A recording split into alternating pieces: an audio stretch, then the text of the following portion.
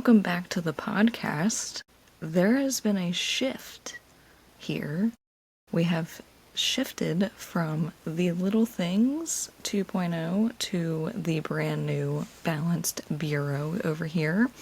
And within that shift, a lot happened. A lot was changing. A lot was going on behind the scenes, behind the microphone, behind the mind of it all.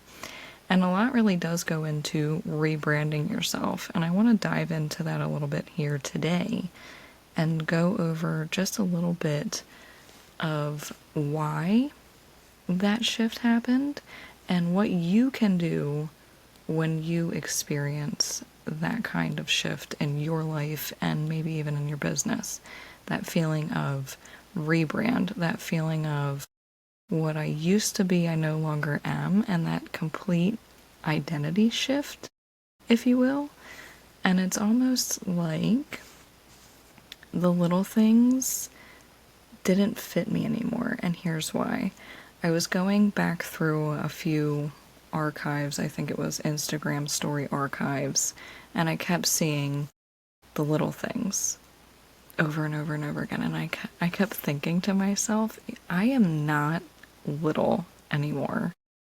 Myself as an individual, in my business, in my life, the way that I show up, the way that I do things, I am just simply not little anymore. I am no longer the little things. And if you were with me in the first round of podcast, may it forever rest where it is, you might remember me going on a tangent about balance and how I think balance is BS. So it is hysterical that now I am the Balanced Bureau because I want to not only reintroduce balance to everyone that I work with and speak with and everything else, but I also want to teach creating the balance. So that is where the balance comes in this new rebrand. So what you can do when you were experiencing this feeling of, you know what, that's just not who I am anymore. And this can be applied in so many different areas of your life too, which is why I really wanted to record this and share it in this way. Because so often we can find ourselves looking at who we used to be in a sense of, gosh, I just wish I could be that person again. If you see an old picture of you from high school, why don't I look like that anymore? Why don't I act like that anymore? I really wish that I could go out and party like I used to. Something as an example. I really wish that I could read as many books as I used to. I wish that I could draw the way that I used to. I wish that I did X, Y, or Z the way that I used to. But then you look at yourself and you're really, truly, deeply down inside of you recognizing, that's just not who I am anymore. Sometimes we can go to that place and start to compare ourselves. Why am I not like that anymore? I wish I was. And then other times we look at it and we say, thank goodness I am not like that anymore. Thank goodness my life is completely different than the way that it used to be, right? So we look at it in those two ways. Often, I've noticed, is either I really wish I could be that person again that I used to be, or thank goodness I'm not that person that I used to be. And both of those perspectives are based on what? Are coming from what? Growth. That it's okay to grow, that it's okay to change and shift who you are and tear things down and rebuild them. And it's okay to grow in the multitude of ways that we can grow as individuals. And it doesn't have to make sense to anybody. It doesn't have to be explained. I don't have to come on here and explain this, but I want to use it as an example. I'm not just explaining myself. I want this to apply to the parts of your life where you can see this. Not only does it go into looking at our past self, which that's something else that started in the middle of my hiatus again of the pod, is the past self ebook and workbook is now out.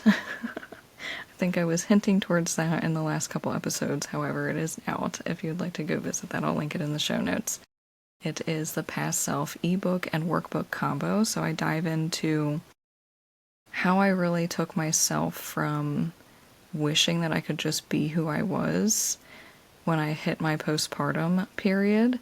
But not only that, but going through different types of awakenings and different stages of my life just as a person, and thinking, wow, I'm really glad that I'm not who I used to be.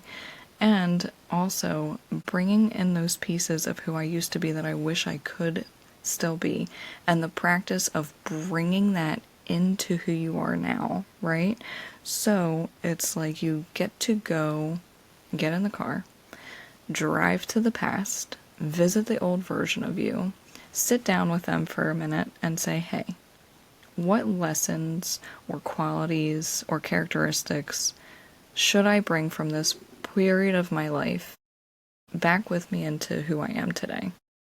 And you get to take those lessons, you get to take those messages and bring them and embody them into you slowly, and still hold on to those pieces of who you used to be in a different way.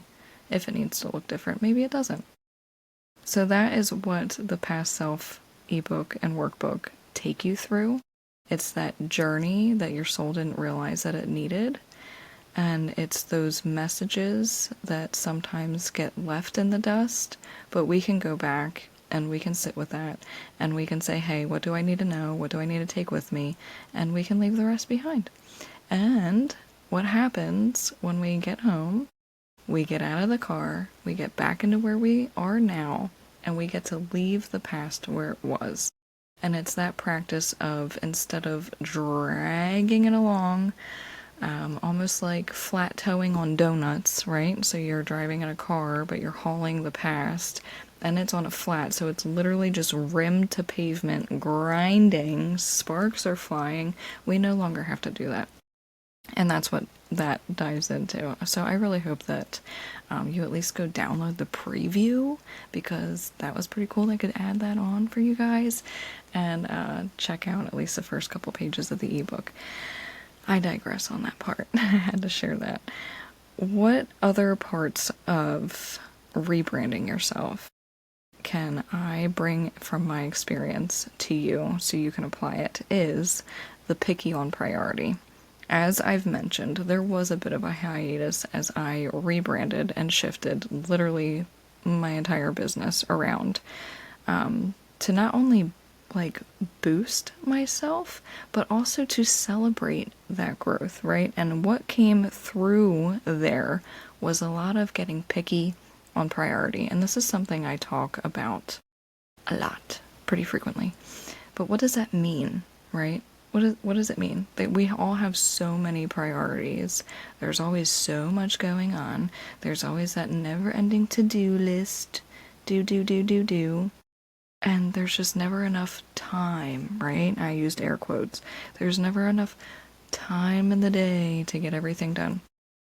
Here's where I really want you to focus and challenge yourself, is to take a actual glance at what you are claiming to be your priority and see exactly how picky you can get on it. For example, I will use the podcast. As I hit my breaking point of the little things, and I said, you know what? Thank you for your lessons. Thank you for the growth and all the opportunity. Time to close that chapter, open a new one. I was also going through one of the craziest times in personal life, which I cannot share here, and a really hard class in my master's degree. And why it was hard is because it was crisis intervention and trauma-informed care.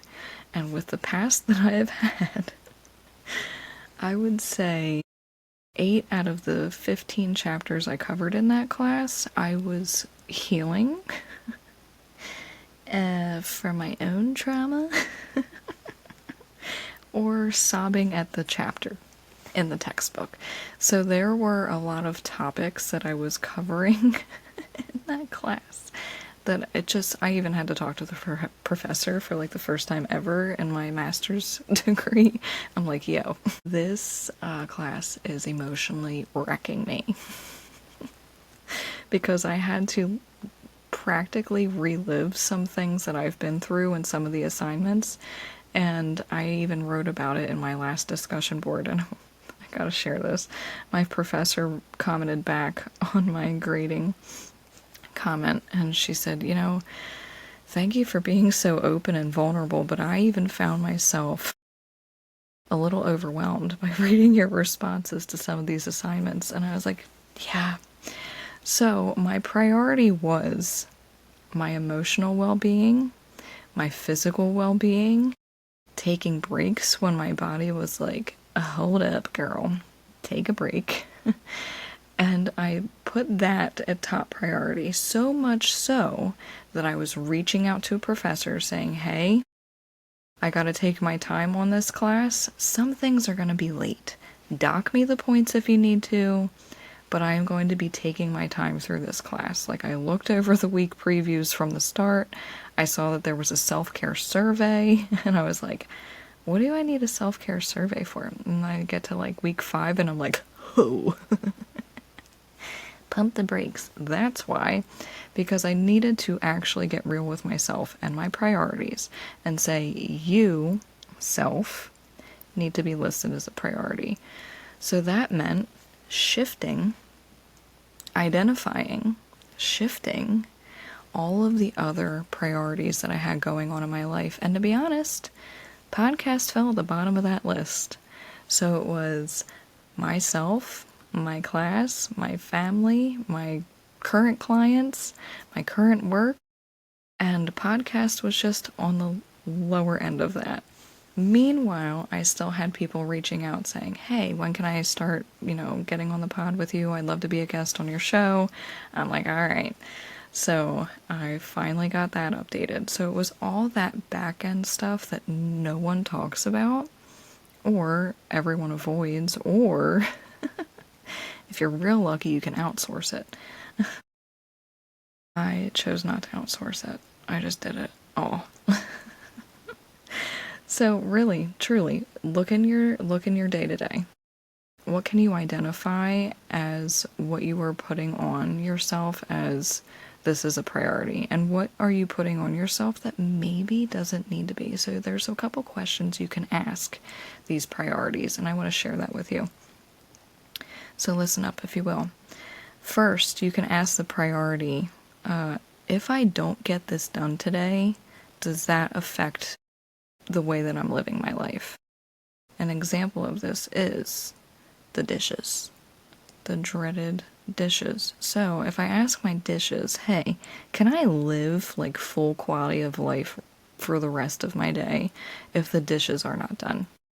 If the answer is yes, then the dishes get pushed away. Okay?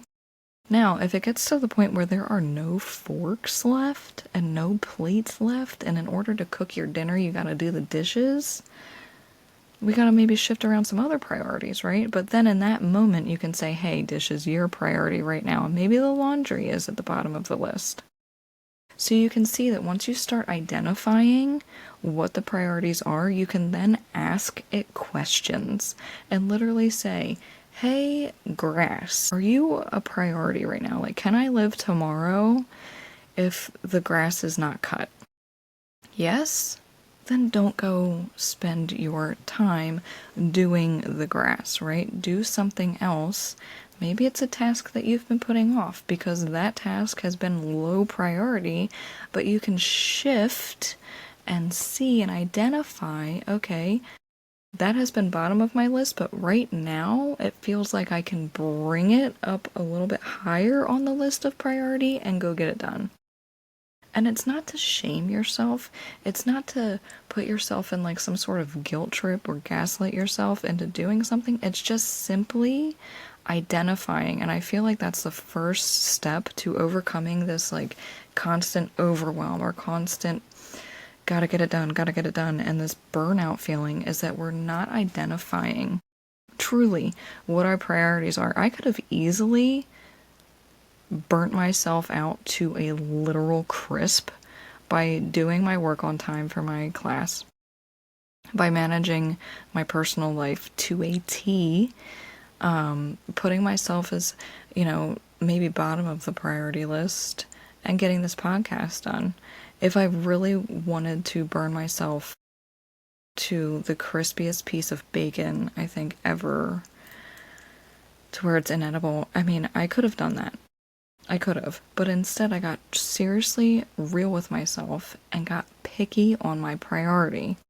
It's not that I was less of a success because my podcast was on pause. It's not like I was in fear every single day that I would lose my audience or lose you guys or lose my value because I was putting my other priorities a little bit higher than the pod. And it's also not that I failed at my goal because I took a break, because I put other priorities at the top and I put the pod at the bottom, because now that class is done, things have settled for now, and I felt that I could put this back up as a priority. Now, will I be on here every week? Who's to say? Will it still be rolling? Absolutely. Am I ready to bring on guests? Yes. Am I getting that up and running? Yes. Would I love to have you join? Absolutely. Are we going to talk the talk? Sure. It's just a matter of really getting true with yourself and allowing yourself to be a priority. Can you allow yourself to be a priority in your own life? Can you do it without saying, you're so dumb you didn't get your goal worked on? You're a failure because you didn't do this today. Can you wake up tomorrow morning and look at those dishes and say, hey, dishes, not doing you right now. I am instead going to maybe journal with a hot cup of coffee and some silence, maybe a little jazz in the background, because that's my priority right now. Can you get so comfortable with yourself that you can shift around those priorities and do what you want? Do what you want when you want. I feel like there's such a trend, right? And it's like so silly. Is like, I remember I have free will and you go and do like whatever the fuck.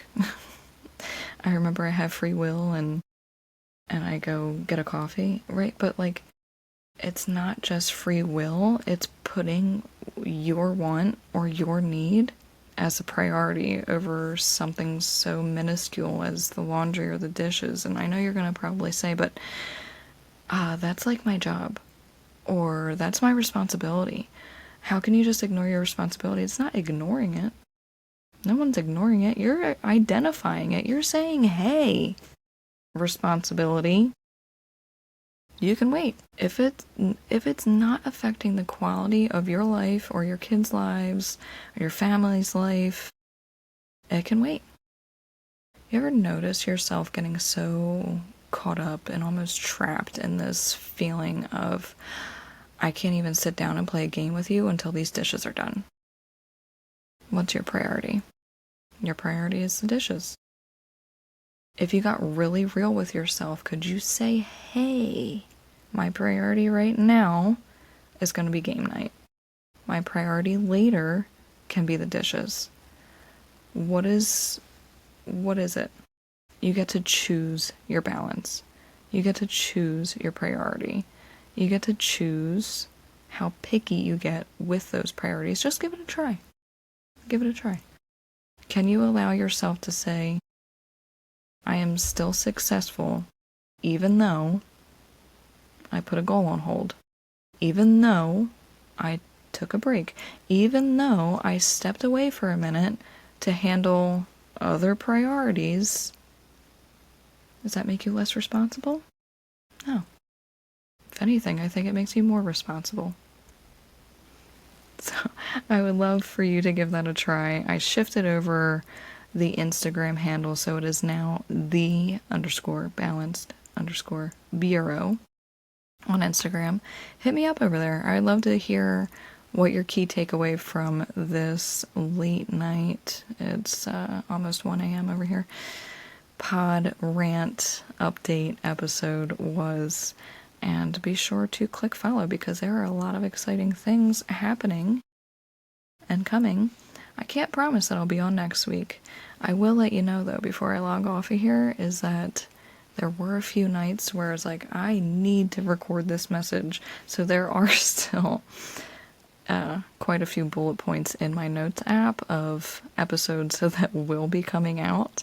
But I had to get this Rebrand Your Life, Pick Your Priorities, here's true life example of how you can still be successful, still make an impact, still be valuable, even when you shift around your priorities. It doesn't make you less than anything. You've got to do it. You've got to do it for you.